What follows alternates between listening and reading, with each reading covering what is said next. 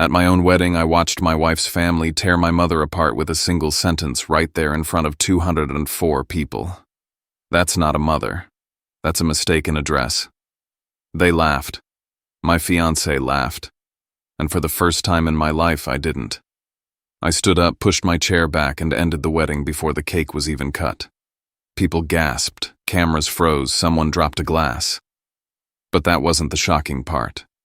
What came the next morning, the part no one saw coming, is what made their entire world collapse.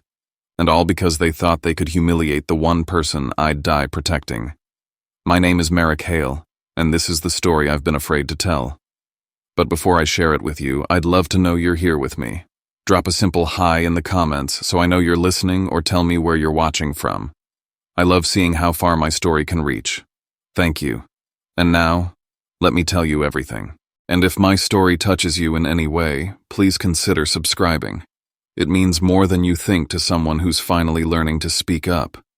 At my own wedding, I watched my wife's family tear my mother apart with a single sentence right there in front of 204 people. That's not a mother. That's a mistaken address. They laughed. My fiancé laughed. And for the first time in my life, I didn't. I stood up, pushed my chair back, and ended the wedding before the cake was even cut. People gasped, cameras froze, someone dropped a glass.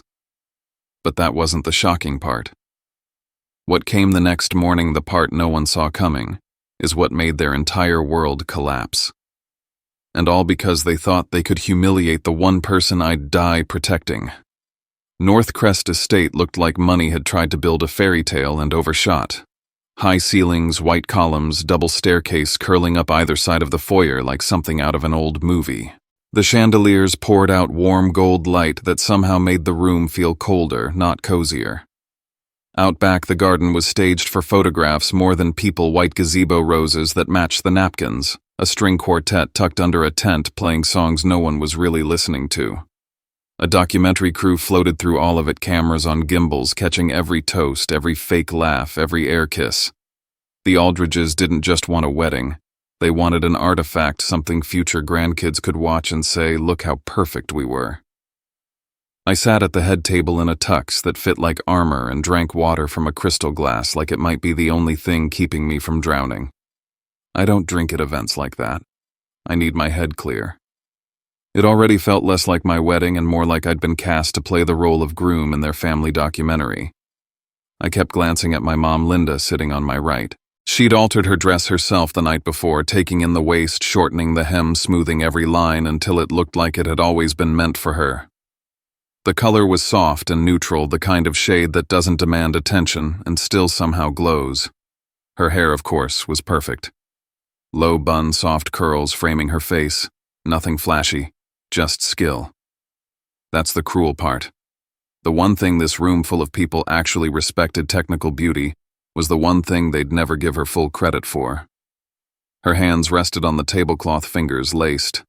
I could see the small calluses along her knuckles, the fine white line on her thumb from where she'd once sliced herself on a pair of cheap shears.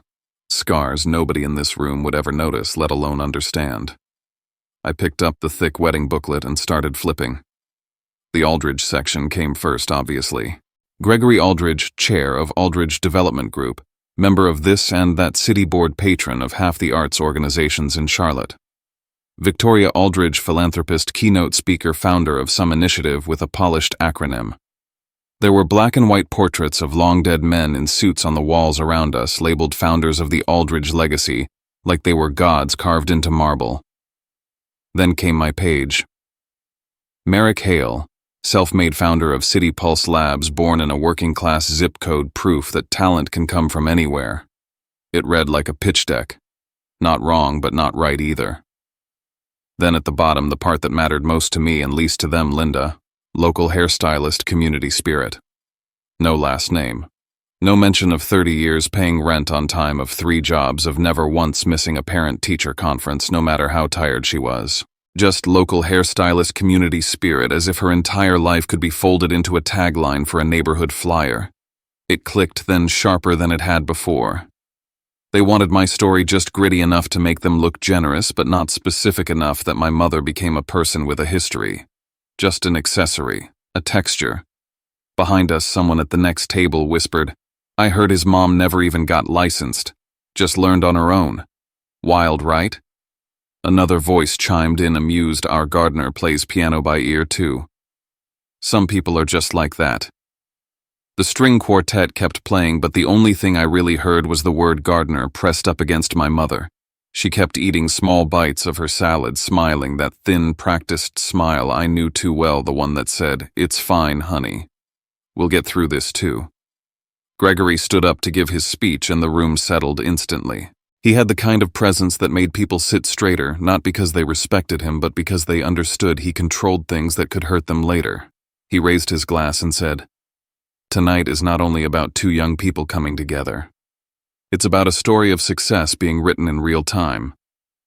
He launched into my biography like he owned the rights. From a tiny strip mall salon in Akron to a cramped apartment in Chicago to North Crest Estate where dreams become reality. If I'd been watching this on a screen, I might have rolled my eyes. Sitting there, I just felt numb. I used to be proud of that arc. I'd worked for it. But hearing it come out of his mouth, all I could hear was a sales pitch for the American dream and for the Aldridge brand. The moral of the story wasn't that my mother had scraped and clawed to get us out of that apartment. The moral in Gregory's version was that a system like his could take someone like me and polish me into something worthy of their ballroom. I watched my mom's jaw tighten 1/fraction of an inch, watched her swallow hard, and I knew she heard it too. Then Victoria took the mic. Her voice was soft and sweetened, the kind of voice that makes people lean in. "Merrick is proof," she said, "that talent doesn't depend on a zip code.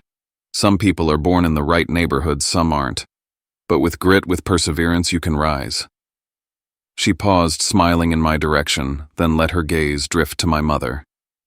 And of course, a lot of that gift must come from his mother. The golden hands, the ability to work with your hands to stay connected to ordinary people. That kind of gift. It doesn't come with diplomas. It's innate. People laughed softly, the polite, knowing kind of laugh that says, "We understand our place above all that." The words themselves could have been a compliment. In her mouth, they were a velvet-lined cage, golden hands, ordinary people. Every label pressed my mom further down in the invisible pyramid this room ran on. My mother set her fork down very carefully and smoothed her napkin. That was her tell. Don't stand up. Don't make a scene. Don't bleed in front of people who enjoy the color. My chest felt tight. I pushed my chair back and slipped away from the table, because if I didn't, I was going to either vomit or start breaking glassware. In the side hall, the music sounded further away, like someone else's life. I could hear waitstaff calling out table numbers, the quiet whir of the documentary crew's equipment. One of the cameramen caught my eye. "You good man?" he asked low enough no one else could hear. I stared straight into his lens for a beat too long and didn't answer. Somewhere in that camera was a frame of my face. I knew I'd remember, jaw set, eyes flat, tuxedo perfect, something inside already cracked. On my way back toward the ballroom, I heard Victoria before I saw her. She was standing in a side corridor with Caitlin and another guest, a glass of champagne balanced in her fingers. "The bride looks couture," she said lightly. When she walked in, I thought, now that is Aldridge elegance. The groom's mother, though. Honestly, I assumed she was someone's +1. That's not a mother. That's a mistaken address. The laughter was soft, sharp, the kind that cuts deeper because it pretends not to. I stopped dead. My lungs forgot how to work. Caitlin laughed too, that high, easy laugh I'd once loved. "Mom, seriously," she said, but there was no heat in it. "Careful. Someone might actually get offended." She wasn't defending my mother. She was managing optics. The same woman who'd once told me, "If the world falls apart, I'll be there, I promise," was now standing comfortably on the side that held the knife. That was the moment I knew something had already broken beyond fixing. I walked back into the ballroom and straight to our table. I leaned down to my mom. "We're leaving," I said quietly. "Let's go." Her hand snapped to my wrist. "Merrick, no," she whispered. "It's just one night. I can take it." Across the room, Caitlin was already hurrying toward us, heels clicking against marble. "You're overreacting. she hissed under her breath when she reached me. This is just how my family jokes. They do it with everyone. Don't ruin our day over a few comments. I looked from her to my mother to Gregory and Victoria at their table to the documentary crew repositioning near the dance floor ready for the next big speech. For the first time in my life, I stopped worrying about being polite. I walked up to the microphone. The band quieted, the chatter dimmed. Someone in the crew signaled to roll. They thought I was about to make a toast. Thank you all for coming, I said, voice steady. 204 heads turned toward me. Thank you for the reminder, too. Tonight made it very clear exactly what kind of people I never want to become. A wave of uneasy laughter rippled through the room, then died when no one followed it. This wedding is over, I said. You can finish the drinks. The marriage stops here. For a second, there was absolute silence. Then it shattered. Is he serious? Someone whispered. That's the City Pulse guy, right? Another voice hissed. Is this some PR stunt? Victoria stared at me like I'd spoken in a language she didn't recognize. Gregory's face went red, then white. Caitlin's lips moved my name maybe or a curse, but nothing came out. I set the microphone down, walked back to the table and held my hand out to my mom. Come on, I said. We're done. You don't have to do this for me, she murmured as we walked out, her fingers trembling against my palm. I didn't answer out loud, but the words burned in my chest. I'm not doing this just for you. I'm doing this because of you. Because of what you taught me, I don't have to swallow. By the time we reached the car, Northcrest Estate had already started to shrink in the rearview mirror of my mind. They thought I'd just thrown my life away over one sentence.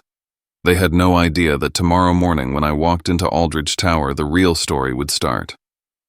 Maple Lane Diner is open 24 hours, 7 days a week, and at 3 in the morning it feels like the only place on earth where time sits down and takes a breath. The neon sign out front buzzed tiredly as I pulled into the lot. Inside, the laminated menus were still sticky in the same places the counter was still chipped along the edge where someone had once dropped a mug. It smelled like burned coffee fryer oil and sugar, the exact same mix that had followed me through half my childhood. The waitress behind the counter looked up as we walked in, and I saw it in her eyes. Recognition, and then the quick, polite decision to pretend she didn't. I was still in a tux. My mom was still in that mistaken dress.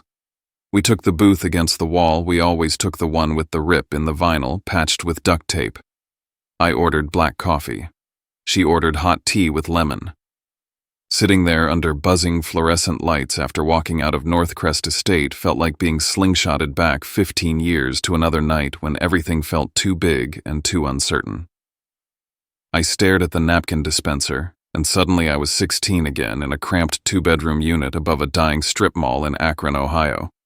From our window you could see the parking lot lights buzzing over cracked asphalt, the kind of place where store signs went dark one by one, and nobody ever replaced them. In winter, the wind slipped through the window frame no matter how many towels we shoved along the sill. Mom worked downstairs in the salon, and I did my homework at a beat-up table we'd bought from a closing diner. I remembered the winter, the heater died, and the landlord took 3 weeks to fix it. We boiled water on the stove and filled big bowls so we could wash our faces in something that didn't sting like ice. Mom wrapped my hands around a mug and joked spa treatment. This is how you get good skin, kid. She always framed survival as some kind of bargain we were winning, even when we both knew we weren't. She worked 2, sometimes 3 jobs back then. Morning shift at the salon in the mall. Evenings doing house calls for clients who tipped in cash.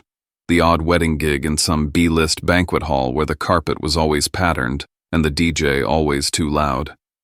I remember coming downstairs once between appointments, finding her asleep, standing up, head leaning against the supply closet door, a comb still tucked behind her ear. She woke up before I could say anything, checked her watch, and moved on to the next client like nothing had happened. At home, she cut coupons with a pair of dull scissors and drank tea from a plastic travel mug because coffee is for people who don't have to check the price before they pour it. When I was in middle school, kids at school used to say I always smelled like hair dye. One day a boy laughed and called me salon boy loud enough that half the hallway turned. I went home furious, embarrassed, shoving my backpack harder than necessary into the corner. I told Mom I didn't want to do my homework on the floor between hair dryers anymore, that I was tired of smelling like chemicals. I expected her to apologize, maybe to say she'd try to keep me away from the salon more. Instead, she wiped her hands on her apron, sat down across from me and said, "If they smell hair dye, it means I still have a job. I'm sorry if that makes it harder for you. But don't you dare be ashamed of me. Be ashamed if you hurt somebody. Be ashamed if you lie. Don't ever be ashamed of the fact your mother works." That was the first time I understood that most of the shame I carried wasn't actually mine. It was what other people projected onto us and what I'd been quietly agreeing to. Years later, when I stood in North Crest listening to Victoria talk about golden hands and ordinary people, that middle school hallway came rushing back.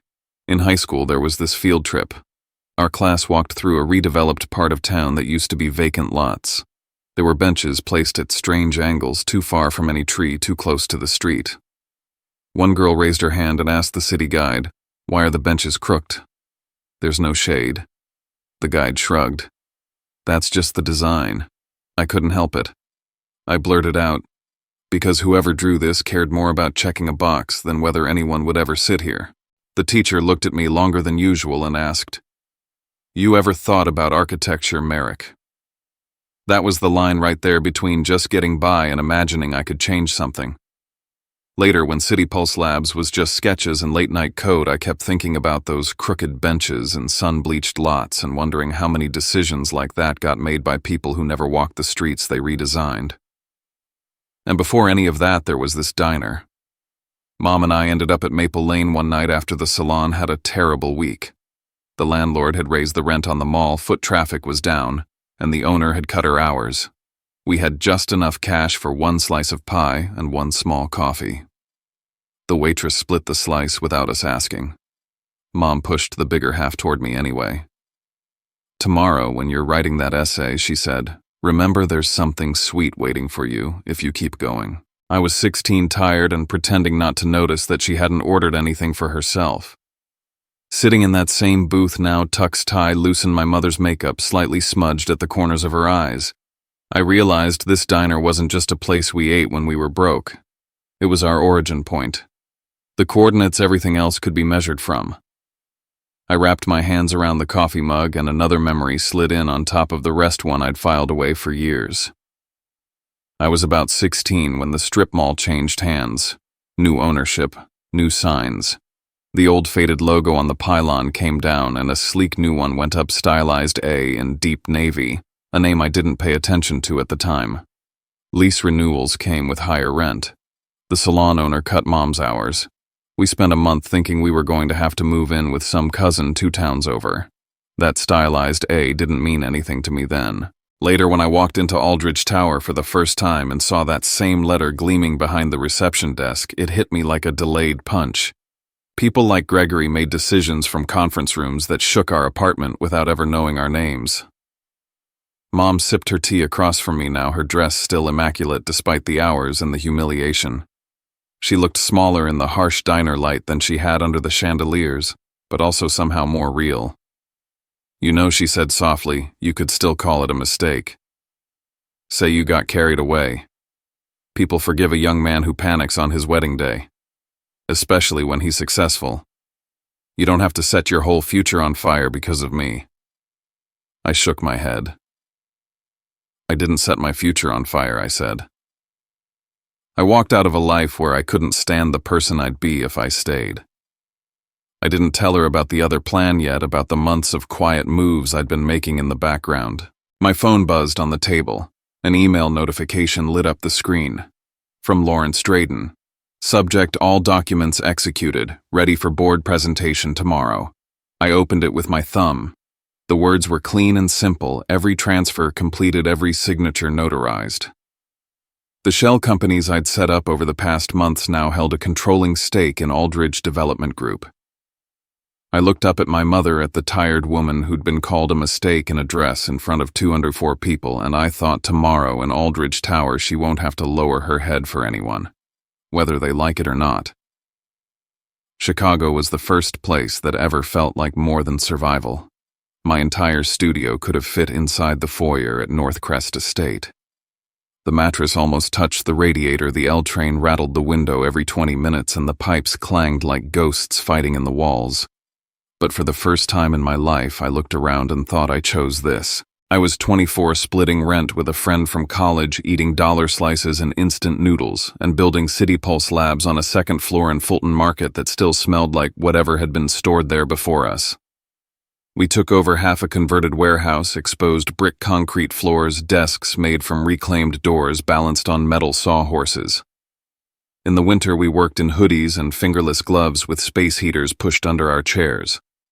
The coffee we drank was strong enough to strip paint, but it kept us going when the city outside the warehouse windows felt like it would rather spit us out than let us change anything. City Pulse started as a simple idea. My friend Eli and I joked about over cold pizza. What if there was a way for neighborhoods to flag dead spaces on a map, then send that data straight to city departments and funders? Not glossy master plans drawn in offices miles away, but a live feed of here's where the kids cut through to school, and here's the lot where everyone dumps trash. We wrote code between freelance gigs glued together. APIs built a feature that let people upload photos of empty lots and vote on proposals. For a long time, no one cared. Then in year 2, a small architecture blog did a write-up on an alleyway we helped turn into a pocket park. They called it a new way for communities to co-design their own cities. That article got picked up by another site, then a local news channel. A small fund in Chicago invited us to pitch. We walked into a boardroom in thrift store blazers and walked out with a seed check that made my hands shake when I signed the paperwork. After that came an angel investor, then a pilot project with a West Side ward that had more boarded-up windows than grocery stores. We entered a competition to design a public space in one of the roughest districts in the city, and somehow won. I remember standing in that empty, weed-choked lot watching kids from the neighborhood climb on the temporary structures we'd installed and thinking, I'm not just escaping Akron. I'm trying to change all the places that feel like Akron baked into concrete. That's when the invitations started. Panels, conferences, innovation and urban renewal, tech for cities. One of them was a big urban planning summit downtown. City Pulse had a small slot on stage. Aldridge Development Group had a keynote. I didn't care who they were at first. They were just another logo on the banner. Then I ended up on a panel with one of their executives, a woman named Caitlin Aldridge. She introduced herself as if everyone already knew her family, and in that room, most people did. The panel was supposed to be about mixed-use development in emerging corridors. She talked in clean numbers, internal rates of return traffic flows, commercial viability. I talked about benches that didn't burn your legs in August, sidewalks lit enough that a nurse working nights could walk home without pretending she wasn't scared. She said, ROI is how we keep these projects sustainable. I said, people are what make anything sustainable. If they hate your plaza, they won't use it, and your return drops no matter how pretty your spreadsheet is. The audience laughed, but it was the kind of laugh that means someone just said something true they weren't sure they were allowed to agree with. Afterward, at the coffee station, we found ourselves reaching for the same stale cookie. She smirked and said, You treat architecture like art. I told her I treat it like something that should stay standing and actually serve the people who live around it. If that's art, fine. She rolled her eyes in a way that felt more impressed than annoyed. I grew up around pro formas and zoning reports, she said. My parents don't understand why anyone would obsess over a single park bench. I'd like to learn what that feels like. We got dinner that night at a noisy place in River North. We argued about public-private partnerships over tacos, then ended up walking along the river until the wind cut through our coats, and she finally admitted she was freezing. Somewhere between the first drink and the last train, respect turned into curiosity, and curiosity turned into whatever you call that moment when you realize you're already picturing someone sitting across from you in 5 years, not just next week. For a while, it was just that. Long-distance calls between Charlotte and Chicago weekend flights, text messages with photos of half-built plazas and skylines. When she invited me to come down and spend a weekend at her parents' place, it felt huge, but in a good way. Like being invited backstage after playing a small stage and having the headliner say, "Come meet the band." The Aldridge house in Charlotte looked like someone had tried to build a museum and then decided to live in it. Glass walls, steel beams, water features so carefully choreographed they felt fake. There were paintings in the hallways I'd only ever seen in magazines. Mom was terrified. She wouldn't admit it, but I could see it in the way she kept smoothing her dress in the plane seat. She'd taken an extra shift at the small salon in Raleigh where she'd picked up weekend work just to afford the ingredients for the box of pastries she baked for them. She polished her outlet store shoes until they shone and practiced saying Mr. and Mrs. Aldridge instead of Sir and Ma'am. When we arrived, Victoria took the pastry box between 2 fingers like it might still be hot. "Oh, homemade," she said, drawing out the word. "Charming." Gregory shook my mother's hand and gave her a politician's smile.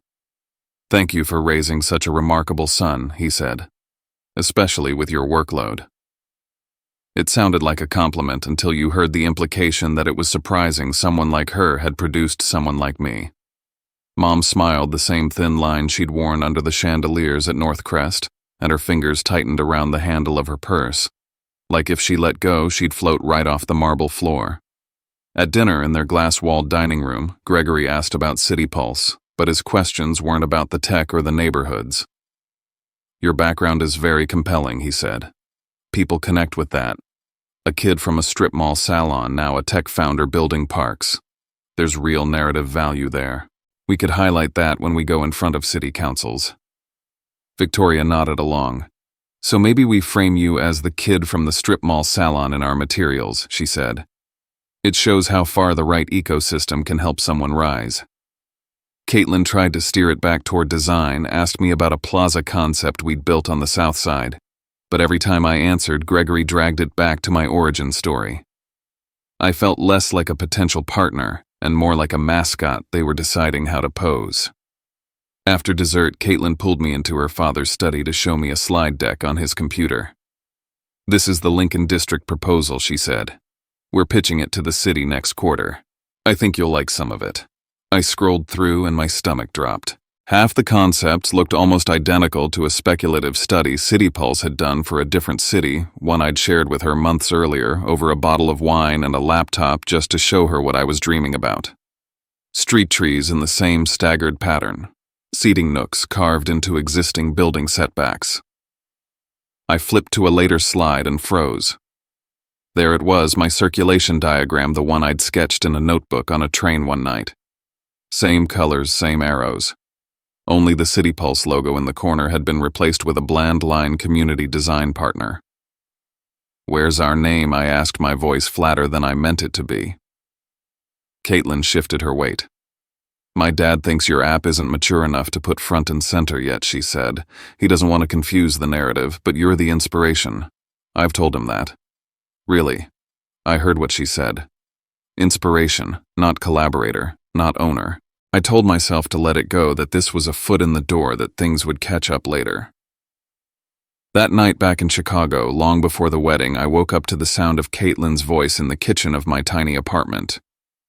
I was half asleep on the pull-out couch just out of sight. She was on the phone with someone, laughing softly to keep from waking me up. "My dad loves his story," she was saying. "The kid from the strip mall, the mom in the salon, the app for empty lots. It makes every pitch feel real." A pause, then a lower tone. "Sometimes I think he likes the story more than he likes the actual company."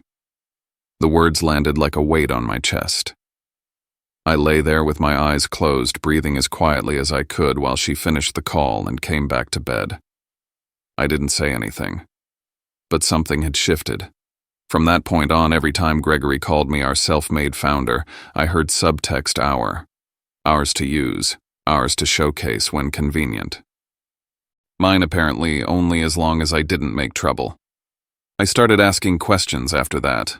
Not loud ones, not yet. I met up with an old classmate who worked in private equity, bought him coffee, and asked how a family company like Aldridge was structured. He drew boxes and arrows on a napkin, explained voting shares and minority stakes, and how sometimes the people in the brochures weren't the ones actually holding the reins. If you're going to let them use your name, he said, you might want to make sure you have some say. Otherwise, you're just the inspirational story in their deck. On the flight back from Charlotte one weekend, I opened my laptop and started looking at public filings for Aldridge Development Group. Names of small shareholders popped up: retirees, minor funds, people who'd been in since the early days. I didn't know what I wanted yet. I just knew I didn't like the idea of my life being reduced to a bullet point someone else controlled. Months later, sitting in Maple Lane Diner after walking out of my wedding, staring at Drayden's email on my phone all those nights, and conversations fell into place.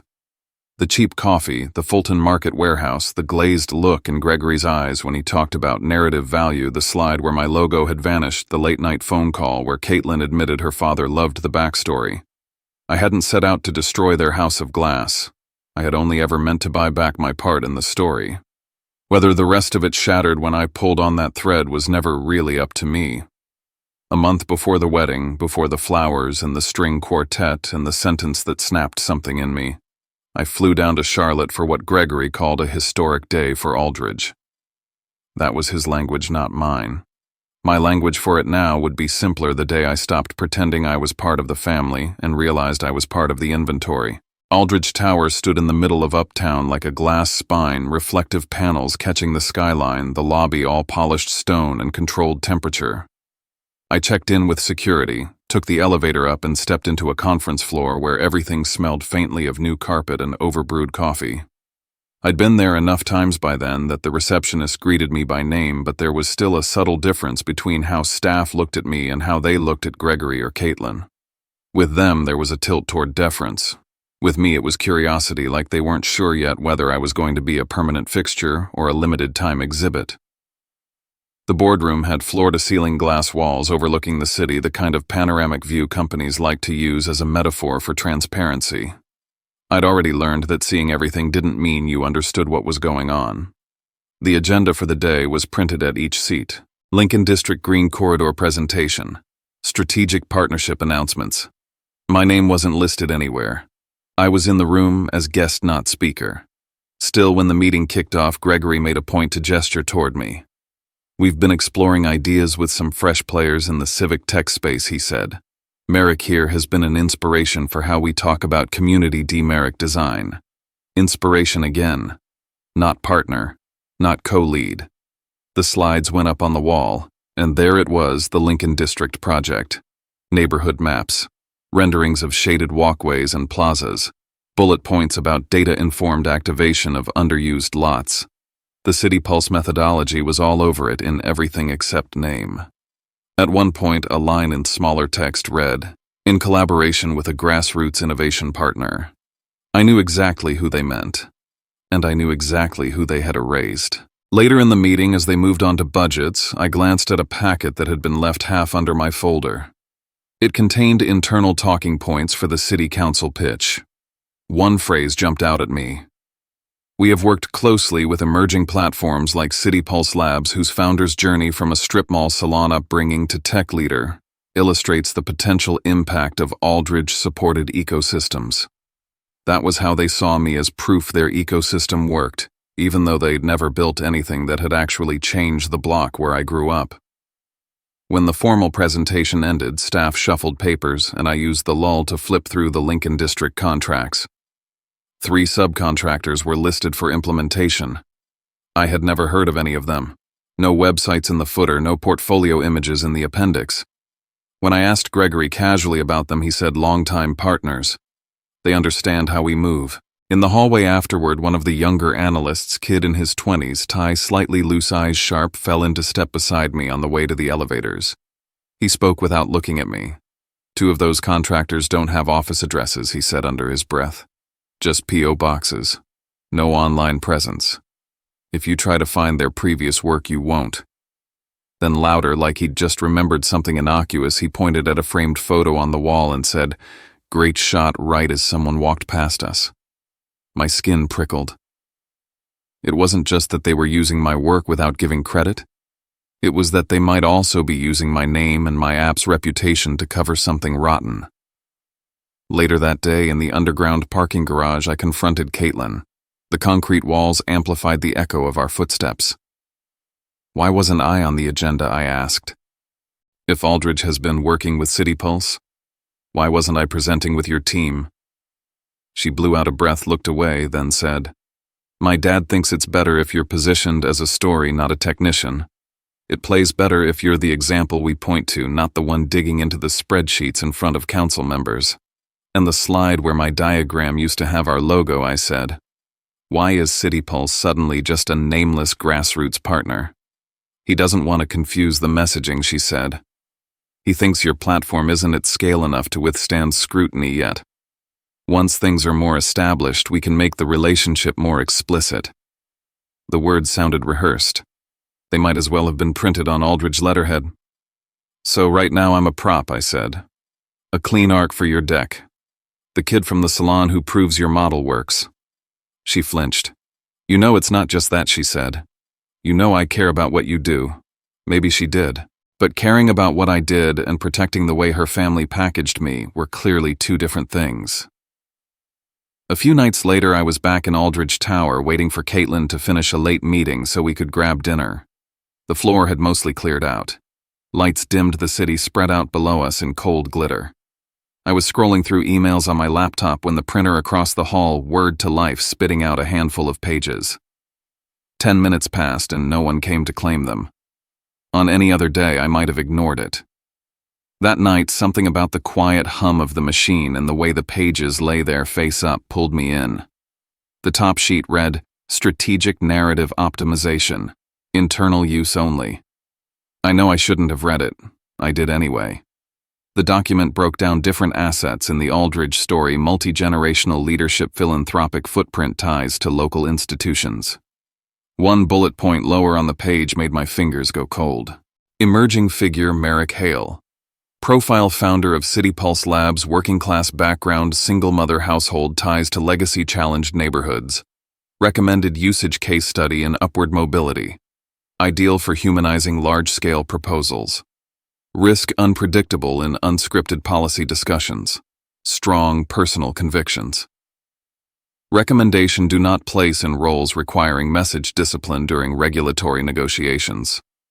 I stared at the line, ideal for humanizing large-scale proposals, until the words blurred. I had known on some level that I was a narrative piece for them. Seeing it laid out in bullet points right under the same font they used for cost projections and zoning variances was different. I set the pages back on the printer tray exactly the way I'd found them and walked out.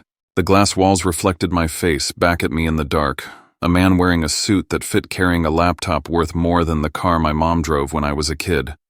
Eyes that looked exactly like the boy who did homework on a salon floor. If I didn't draw a line somewhere, these people were going to turn my entire existence into a fable they could sell to city councils, while they funneled money through companies that didn't even bother to make websites. That night in my hotel room, I lay on the bed staring at the ceiling fan spinning slow circles. My phone lit up on the nightstand. I picked it up and scrolled to Drayden's number. It was almost 11 when he answered, his voice rough with sleep. Merrick. We're done talking about this like a hypothetical, I said. You still think it's possible for someone like me to quietly build a position in a company like Aldridge? If we're careful, he said. If we do it through the right vehicles at the right pace. Why? I looked out the window at Aldridge Tower glowing against the skyline. Because if I don't protect my own name and work, they're going to rewrite my whole life into a story that serves them, I said. And I'm not going to let that happen.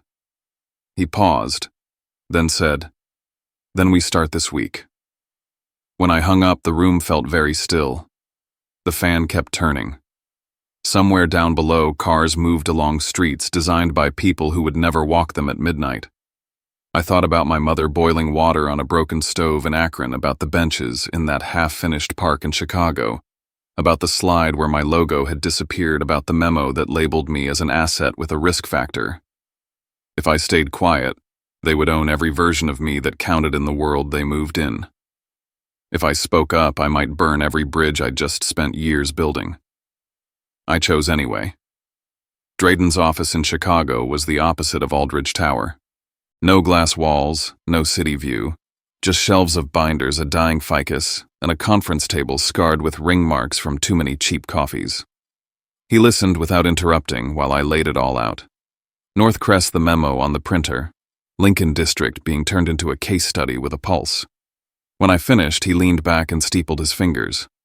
Aldridge Group has a lot of small shareholders, he said. Old guard investors, minor funds, people who got in early and have been ignored for years. Performance has been flat. Payouts look good on paper, but once you dig into the projects..." He shrugged. Disappointment ages people fast. "So what are you saying?" I asked that I start buying a few shares and send a strongly worded letter. He shook his head. "I'm saying if you buy in the right places at the right time through the right vehicles, you could quietly accumulate 40, maybe 50% of the voting shares before anyone in that tower realizes you're more than a decorative success story." I stared at the grain of the table. I was a kid who grew up doing homework between hairdryers, not some corporate raider. The idea of controlling interest felt abstract and ugly. But the image of that memo wouldn't leave me alone. Ideal for humanizing large-scale proposals. Too risky in unscripted settings. "I'm not trying to stage a coup," I said. "I just want to make sure my mother doesn't become a prop in a story they own forever." "Then buy yourself a voice," he said. "They already bought your image for free. We set up 3 shell companies in Delaware the way everyone did when they wanted to be everywhere and nowhere at once. On paper, they were boring investment vehicles with forgettable names. In reality, they were basements where I stacked bricks of influence one by one. I poured in everything I could, personal savings, the profits. City Pulse had finally started to turn the kind of money Akron Merrick would have thought belonged in mythology. We went after the small holdings first. Retired engineers in Charlotte. A teacher in Raleigh who'd inherited a block of Aldridge stock from an uncle. A mid-sized fund in Ohio that had grown tired of glossy annual reports that never matched their gut. One afternoon, I sat at a kitchen table in a modest ranch house outside Cleveland across from a man in his 70s. His hands shook slightly as he signed the transfer forms. "I'm selling," he said, "because I don't trust Gregory anymore. He talks a good game, but the numbers don't line up. A company that clean doesn't hide this much." He slid the papers back to me and added almost to himself, "Something's going to give over there. Better it's him than the people he built this thing on." Walking back to my rental car, I realized Aldridge had been rotting from the inside long before I showed up with my backstory and my app. I wasn't breaking anything that wasn't already cracked. Back in Chicago, my life narrowed into airports, spreadsheets, and half-finished conversations. I flew to Charlotte, to Columbus, to Houston, ticking off shareholders, signing documents, shuttling money through the shells Drayden managed. At home, Caitlin watched the light leave my face and drew her own conclusions. "Are you freaking out about the wedding?" she asked one night when I stumbled into my apartment after a 48-hour trip suit still smelling like recycled plane air. Her eyes were rimmed red. "Because if you don't want this, I need you to say it. I can't be the only one planning our life." I opened my mouth and nothing came out. My brain was full of share classes, voting thresholds, and a color-coded spreadsheet that showed how close we were to a line no one at Aldridge knew I was approaching. "It's not you," I managed finally. "I'm just trying to make sure things are solid before we step into all of it." "Solid how?" she asked. I couldn't tell her that the man she was about to marry was quietly building a lever big enough to move her family's empire. I couldn't tell her that every time her father said "we" in a boardroom, I wanted to see actual numbers to match the word. So I kissed her forehead, told her I was tired, and watched a little more distance settle between us. Weeks later, Drayden called me into his office again, a stack of printouts already waiting. "Your friends were right," he said, tapping a page. "The financials are off. Cash flow on Lincoln District is negative in a way that doesn't match the official narrative. Funds going out to entities with no track record, no infrastructure. If there's real work being done, it's invisible." I took the pages home, spread them across my kitchen counter, and followed the columns until my eyes hurt. It was like watching a map of clean streets laid over the memory of a neighborhood filled with potholes. The gaps were obvious once you stopped believing the legend. That night, an email hit the general City Pulse inbox. No sender name, just a scrambled address I couldn't trace. "If you want proof," it read, "check this folder. The empire is standing on plaster and paper." There was a link to a shared drive. I clicked it, and a new set of documents opened. Internal cost breakdowns, invoices from the same nameless subcontractors' payments routed through layers of shell entities whose only purpose seemed to be confusion. The total on one project came in millions higher than what was visible in any public filing. Work logs were missing. Site photos stopped halfway through. Whoever had sent it knew exactly where to look and exactly how Aldridge hid their excess. Someone inside the glass tower had finally decided to point a flashlight inward. By the time the wedding week rolled around, the numbers in my own spreadsheet lined up in a different direction. Through the 3 shell companies, I held just under 48% of Aldrich Group's voting shares. One more decent block, and I'd cross a threshold that would change everything. 5 days before the ceremony, as florists and planners spammed my phone with confirmations, Drayden sent a short message. A mid-sized fund in Atlanta wants out. Their stake puts you over 51 if you take all of it. They're tired of Gregory. Decision needed today. I sat alone in my Chicago office looking at the city lights through dirty windows, phone in my hand, heart pounding. I thought about Caitlin and Charlotte picking linens and playlists. I thought about my mother hemming her dress and telling herself she could endure one fancy night for my sake. I thought about Gregory calling me an inspiration while he scrubbed my name from his slides. I wired the money, signed the forms, watched the confirmation screen stack up. I didn't tell Caitlin. As I shut down my laptop, one more thought slid in, quiet and hard. If the people in that tower ever decided my mother was just set dressing for their story, I wanted something in my hands that they actually cared about. They had built their lives around control. Fine. Then control was the one thing I would be ready to touch. The morning after the wedding that never happened, I put on the same suit I'd worn to Northcrest, tied the same tie, and drove to Aldrich Tower. The sky over Charlotte was gray and low, the kind of light that makes glass look like water about to break. Walking through the lobby, I could feel eyes on me. Overnight, the documentary crew's footage had taken on a life of its own. A shaky clip of me at the microphone, the line about what kind of people I never want to become, the sight of me leading my mother out of the ballroom, it had all leaked. People had watched it on their phones in bed. Now they watched me in person, waiting to see if I'd flinch. I didn't. Security cleared me with the same badge I'd always used. The elevator ride to the executive floor felt shorter than usual. When the doors slid open, Gregory's assistant was already standing there, pale and rigid. "They're in the main conference room," she said. "They asked for you as soon as you arrived." Inside the room was full. Gregory and Victoria at one end of the table, Caitlin beside her mother, board members arranged in an uneasy semicircle. A few unfamiliar men in sharp suits sat near the far wall, lawyers from the look of them. The city glittered behind the glass, oblivious. For a moment, no one spoke. They were all waiting for the same thing, the apology, the explanation, the backpedal. The prodigal almost son pleading for a way back in. I set the leather folder I was carrying down on the glossy table and pulled out a chair halfway down the side, not at the head, not at the foot. "Before we start," I said, "there's a small change we need to put on the record." Gregory's jaw tightened. "The only change I'm interested in hearing is that you understand what you did last night," he said. "Oh, I do," I said. "But this isn't about the wedding." I opened the folder and laid out a neat stack of notarized documents, transfer confirmations, and updated shareholder registers. As of yesterday, entities under my control hold 55% of Aldridge Development Group's voting shares. For a second, the only sound in the room was the hum of the HVAC. Then chairs scraped. Someone cursed under their breath. One of the lawyers leaned forward to read the top page, his face going slack as he absorbed the details. Gregory shoved his chair back so hard it nearly tipped. "What is this?" he shouted. "Some stunt. You can't just walk in here and declare yourself king because you embarrassed my family at a party.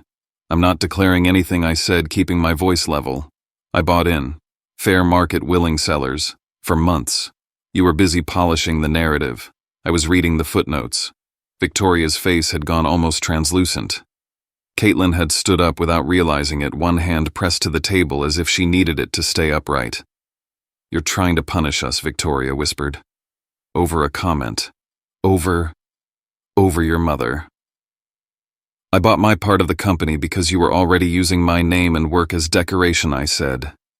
"The way you talked about my mother in those rooms was just confirmation of how little you value the people your stories rest on." Behind me, a chair scraped again. "He's not bluffing," one of the board members muttered. "These are real." I caught a flash of movement in my peripheral vision. Caitlin stepped closer, voice quiet, but clear enough for the room to hear. "I knew," she said. "I saw some of the transfer paperwork last week." The words hit like a second shockwave. I turned to her. "You knew what I was doing and said nothing." She swallowed. "I wanted to tell you," she said. "My mother told me if I did, you'd think I was only with you because of what you could take from us. She said if you found out I'd seen the documents, it would ruin everything. She said to stay out of it." "And you listened," I said. She nodded, eyes rimmed with red. "I was trying not to make it worse." "That's the problem," I said softly. "You keep mistaking silence for peace." At the far end of the table, one of the younger board members stood up. He was maybe a few years younger than me, with Gregory's jawline and none of his polish. I'd seen him at functions but never paid much attention, always half in his father's shadow. "I'm the one who sent the documents," he said, looking straight at me. "The internal budgets, the contractor lists, the invoices that don't match anything on the ground." Gregory spun on him. "You did what I have watched you sign, deals that made no sense for years," the younger man said, voice shaking, but steady. "You taught me to read the numbers, remember I did. And they stank. You used our name to launder garbage. I'm done pretending not to see it." The room fractured into overlapping voices, accusations, denials, a lawyer trying to restore order. Through it all, the fact remained: the stack of papers in front of me, the percentage on the page, the votes that now answered to my hand. "Here's what's going to happen," I said, finally raising my voice just enough to cut through the noise. "Effective immediately, Gregory, you are suspended from your role as CEO pending an independent review. Victoria, your authority to sign new contracts on behalf of the company is revoked until further notice. An external audit of every major project for the past 3 years starts this week.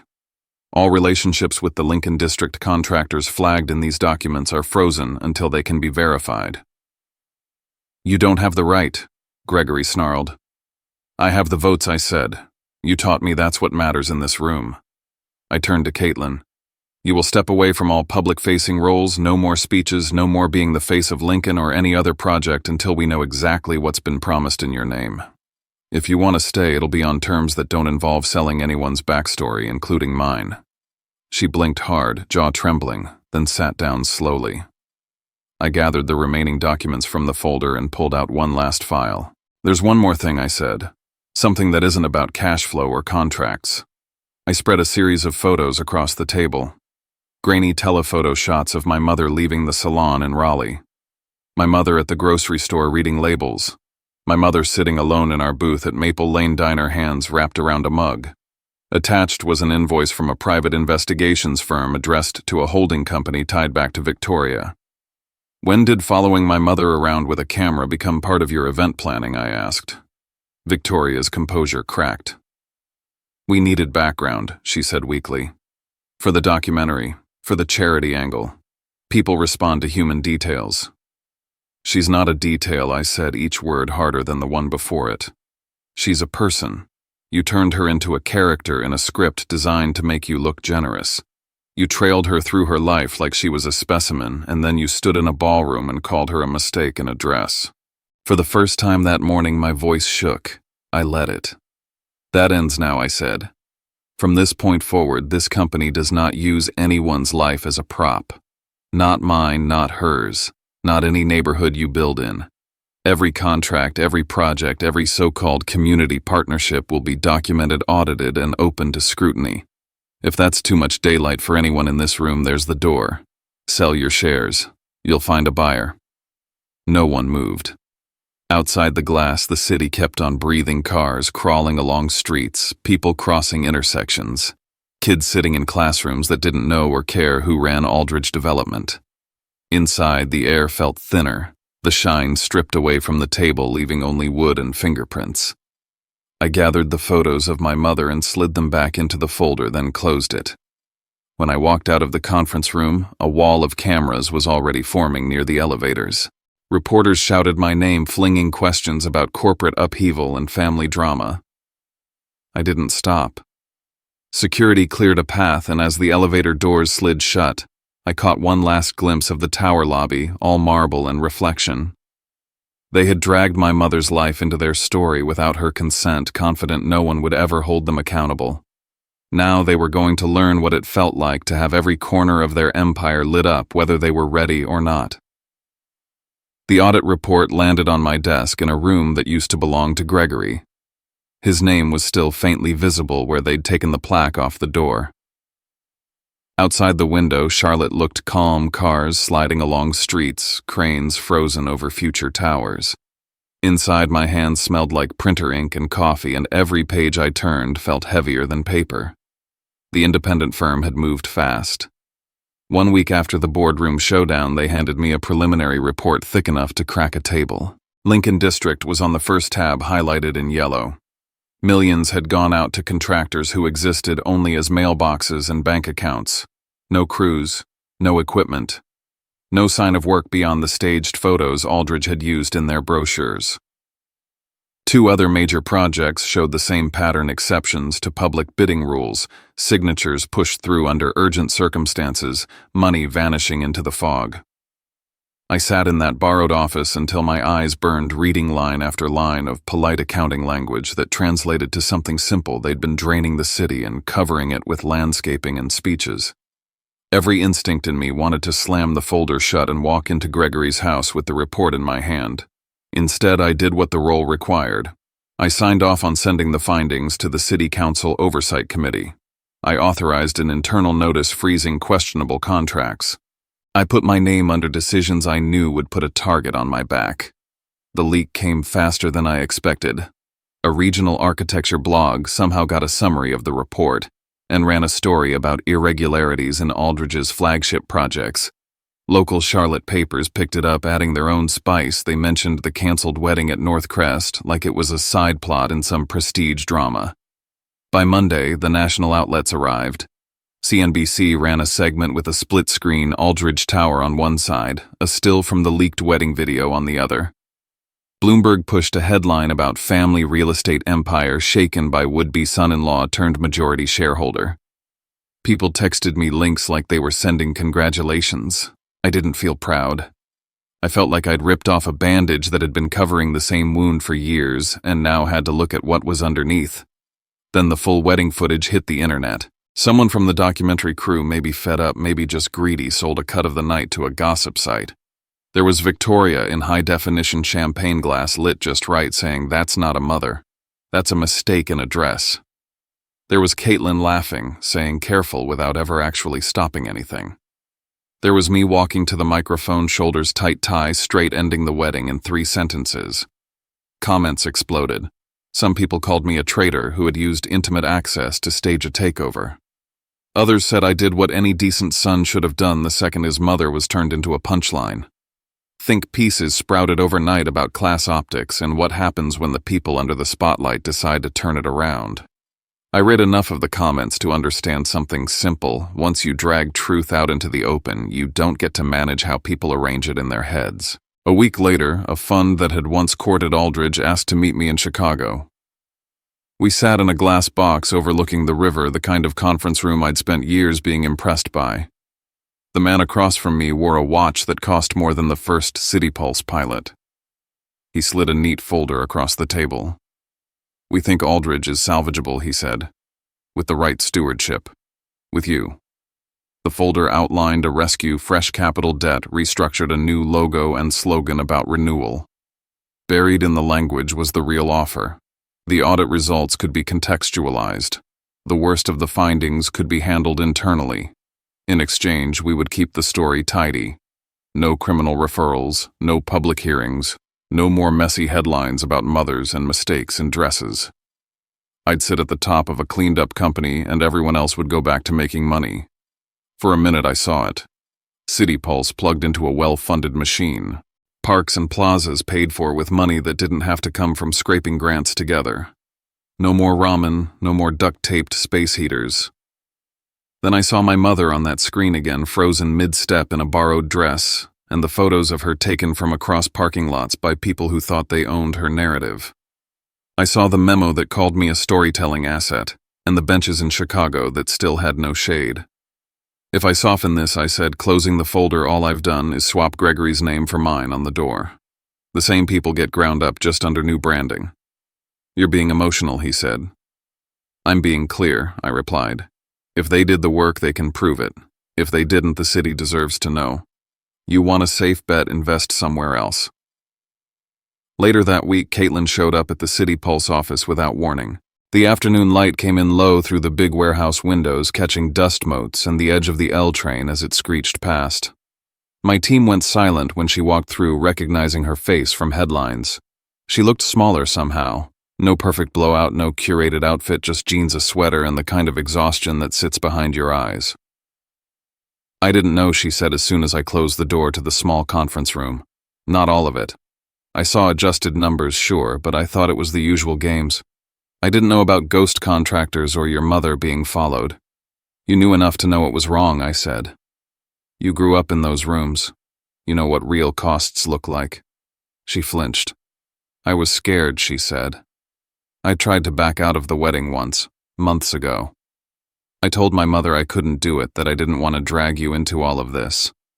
She said if I walked away from everything family shares influence. She said if I married you and you stepped up, we could fix things from inside. I chose that. I chose them.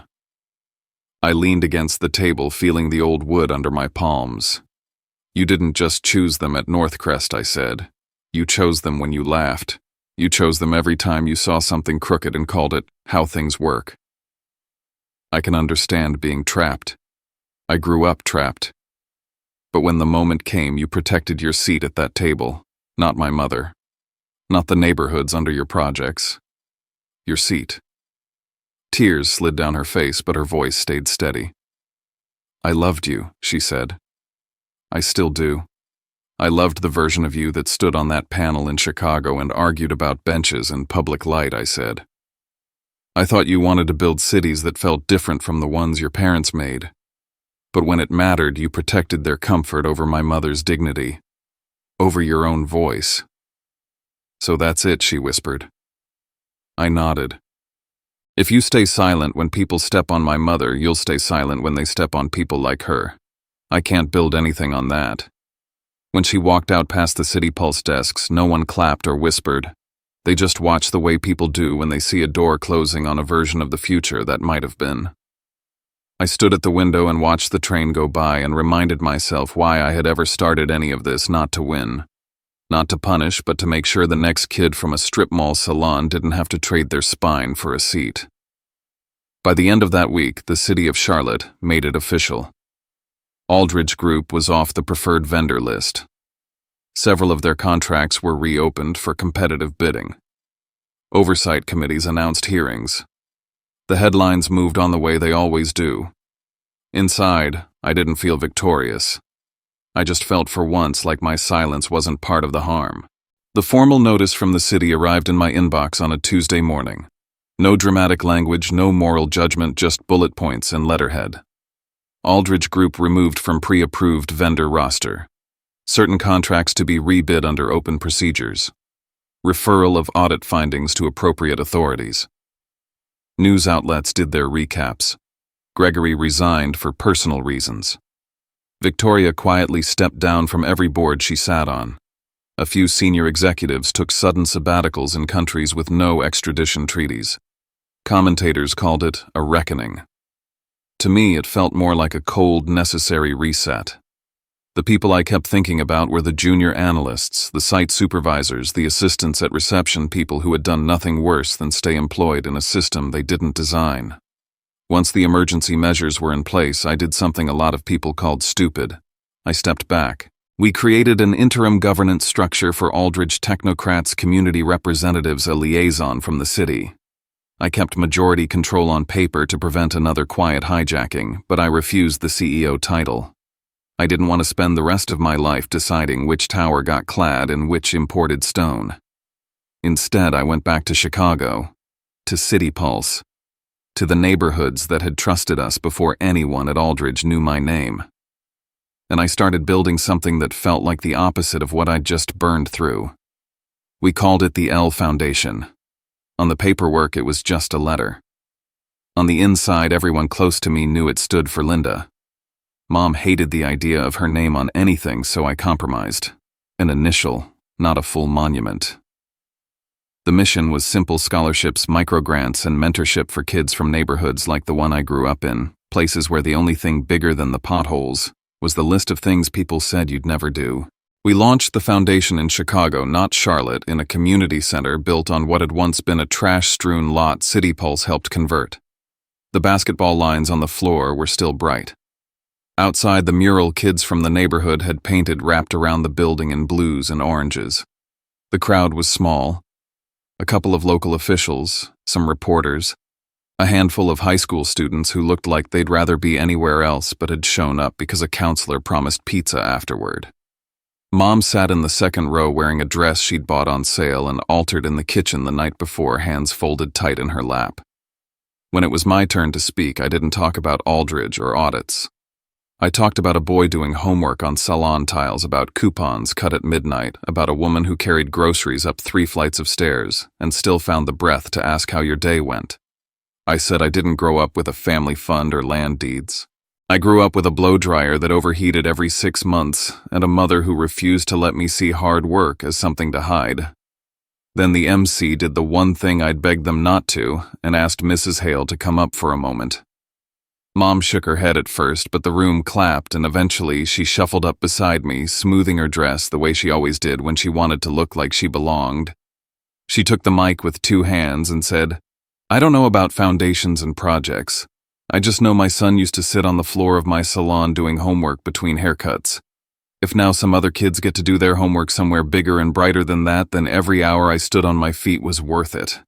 That was it. No slogans, no campaign-style line. Just the truth, plain and heavy as a hand on your shoulder. It meant more to me than every plaque I'd picked up since leaving Akron. A few days later, I met the person who'd lit the fuse from inside Aldridge, the younger son, Gregory's kid from a previous marriage, the one who had stood up in the boardroom. He was in Chicago on business and emailed me to meet at a corner cafe that didn't serve anything with foam art. "I'm not here to ask for anything," he said, staring into his coffee. "I just thought you should know what's happening with the pieces." He told me the Aldridge portfolio was being broken up. Properties sold off, some to competitors, some to community trusts under pressure from regulators. A portion of the proceeds, small but not symbolic, was being routed into local funds, including a commitment to match donations to the L Foundation for the first few years. "I don't expect forgiveness," he said. "I grew up in the same house you just took apart. I benefited from it. But I couldn't keep watching him sign things I knew would hurt people. Trying to fix the ship after years at the wheel is still better than pretending it was never drifting," I said. "But it doesn't erase the wake." He nodded. We shook hands like 2 men who shared a fire they'd both helped feed and put out in different ways. Sometime after all that, on a night when the city felt too loud, I drove Mom back to Maple Lane Diner. Same cracked parking lot, same flickering neon, same booth with the duct tape on the seat. The waitress refilled our mugs without asking and slid a slice of pie between us the way she had years ago. "You know," Mom said, stirring her tea, "you could have just walked out of that wedding and left it at that. You didn't have to do everything else." I looked at her, at the lines time had pressed into her face deeper now than they'd been under the Northcrest chandeliers. If I'd stopped at the door of that estate, I said, they'd still be telling their version of the story. They'd still be using people like you as decoration. The next kid from a strip mall salon walking into their boardroom would still be a prop, not a partner. I couldn't live with that. She sighed, not quite agreeing, not quite arguing, and took a sip of tea. For the first time in my life, I noticed something small. She wasn't glancing around like she was waiting to be judged. She was just there, in her booth, in her skin, not a mistake in a dress. Just Linda, who had survived all of it. Sometimes late at night, I replay 3 scenes in my head, the moment at Northcrest when that sentence sliced through the air. The boardroom in Aldridge Tower with glass on 3 sides and rot in the paperwork. This sticky table at Maple Lane where my mother once split a $5 dessert in half so I'd have something sweet to work toward. If it had been you, where would you have stopped? At the ballroom door, at the glass-walled conference room, or right here at a diner booth with coffee stains older than both of us, telling yourself it wasn't your fight? Did I go too far, or did I just walk the stretch everyone always expects people like me to crawl through quietly? I'm not asking for approval. I'm not asking for forgiveness. I just want you to think about this. If one day someone pointed at your mother and called her a mistaken address, what would you do, and how far would you go to make sure they never did it again to anyone else?